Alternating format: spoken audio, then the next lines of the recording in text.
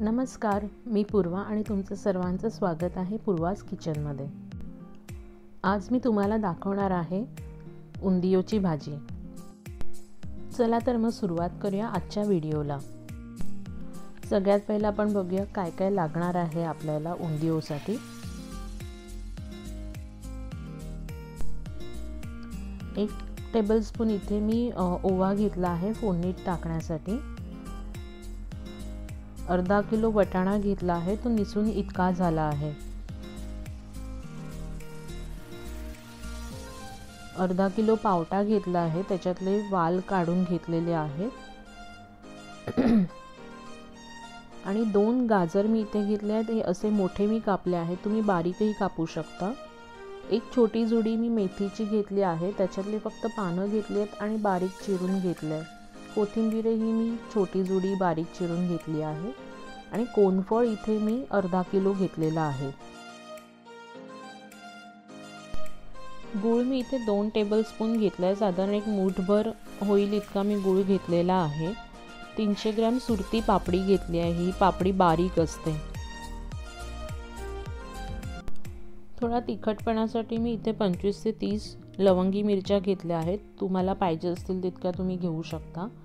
मोठी वांगी इथे मी घेतलेली आहेत, 2 मोठी वांगी घेतली आहेत आणि ते पण असे मोठे तुकडे केलेले आहेत। आणि इथे 12 लसूण पाकळ्या मी घेतलेल्या आहेत। सुरण इथे मी 300 ग्रॅम घेतलेला आहे आणि रताळ 200 ग्रॅम घेतला आहे। भाज्या तुम्हाला ज्या प्रमाणात घ्यायच्या आहेत त्या प्रमाणात तुम्ही घेऊ शकतात। या भाजीतला मेन इन्ग्रेडियंट जो मेथी मुठी आहेत त्या मी अर्धा किलो घेतल्या आहेत। मिरच्या मी इथे वाटून घेतल्या आहेत मिक्सरला। आता आपण पातेलं तापत ठेवलं आहे, याच्यासाठी मोठं पातेलच लागेल। त्यामध्ये मी दीड मोठे कप जे आहे तेल टाकलं आहे। उंदियोच्या भाजीला तेल खूप लागतं, तरच भाजीला टेस्ट चांगली येते। तेल चांगलं तापू द्यायचं आहे। तेल चांगलं तापलं की त्यामध्ये 1 टेबलस्पून आपण जो ओवा घेतला आहे तो फोडणीला टाकायचा आहे। आणि त्यामध्ये आता आपण जे दाणे होते जे शिजायला ज्यांना वेळ लागतो ते आपण सगळ्यात पहिले फोडणीला घालून घेणार आहोत।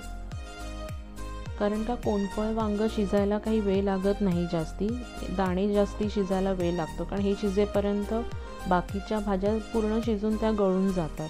म्हणून ह्या भाज्या पहिले आपण टाकल्या आणि शिजवून घेतल्या अर्ध्या की त्या दुसऱ्या भाज्यांबरोबर हे मग पूर्ण शिजून होतं। वटाणा आणि पावटा मी टाकून घेतला आहे। आता त्याच्यातच सुरती पापडी पण टाकून आपण आता मिक्स करून घ्यायचं आहे सर्व। मी इथे गॅस मोठाच ठेवला आहे आणि आता आपण ह्याच्यावरती झाकण ठेवायचं आहे आणि 5-7 मिनिटं ते शिजू द्यायचं आहे। आता हे थोडे आपल्याला अर्धवट शिजून घ्यायचे आहेत, मग आपण बाकीच्या भाज्या टाकणार आहोत। 5 मिनिटं झालेली आहेत। आता मी याचं झाकण काढून एकदा ढवळून घेते आणि त्याच्यामध्ये आता आपण रताळं आणि सुरण टाकायचं आहे।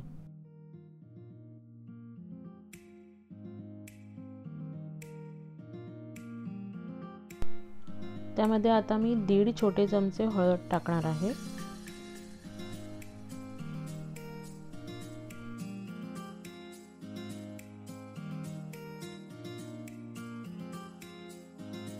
आता त्याच्यामध्ये गाजर, लसूण जी आपण कापलेली आहे बारीक ती, कोनफळ आणि मेथी हे सर्व आपण टाकून घ्यायचं आहे। वांग आपण शेवटी टाकणार आहोत।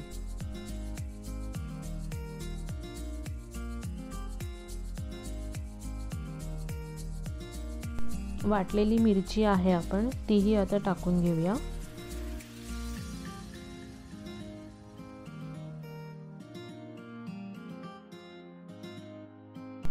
आता ह्या सर्व भाज्या आपण व्यवस्थित मिक्स करून घेऊया।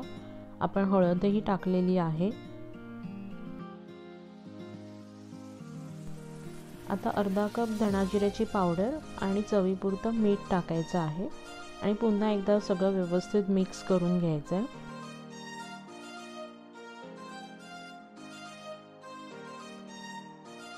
मिरच्या वाटलेल्या मिक्सरमध्ये 1 कप पाणी टाकून मी आता ते भाज्यांमध्ये टाकते आहे शिजवण्यासाठी। अजून एक वरून मी 1 कप पूर्ण भरून पाणी टाकणार आहे.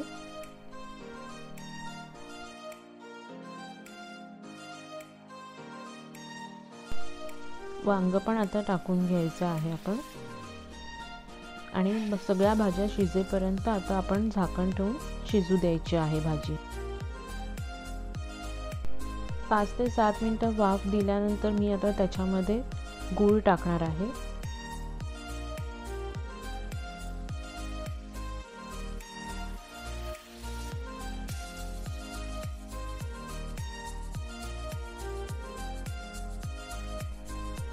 आणि आता कोथिंबीरही मी इथे टाकून घेणार आहे.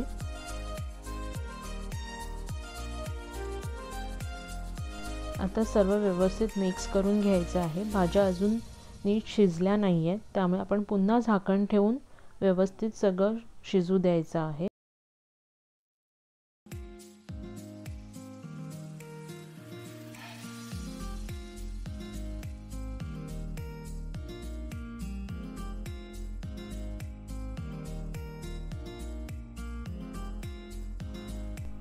भाज्या शिजल्या की आपण त्याच्यामध्ये मुठिया टाकणार आहोत, कारण मुठिया नाहीतर पूर्ण गळून जातात शिजल्या जास्त की.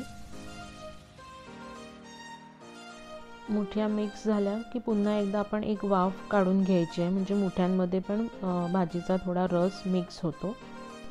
आता आपली भाजी झालेली आहे. आपण झाकण काढूया, पुन्हा एकदा सर्व व्यवस्थित मिक्स करूया आणि सर्व करूया. भाजी झालेली आहे. भाजी तुम्ही नुसती खाऊ शकतात, भाकरी बरोबर खाऊ शकतात, चपाती बरोबर खाऊ शकतात. तर रेसिपी आवडली असेल तर प्लीज चॅनलला सबस्क्राईब करा आणि व्हिडिओला लाईक करा आणि जास्तीत जास्त शेअर करा. Thanks for watching.